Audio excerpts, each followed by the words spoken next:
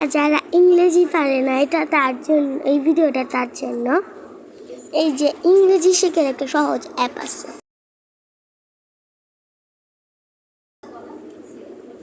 ঢুকে লিখতে হবে DU।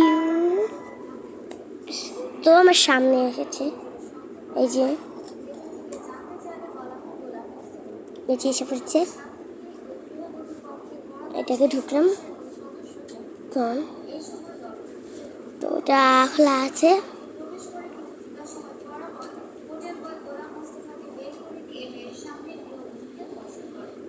এখন এটা করা শুরু করি, নিজের মতো শেখা। না ধন্যবাদ, আমি একটা করে দেখাই। Kolkata. House. Daughter.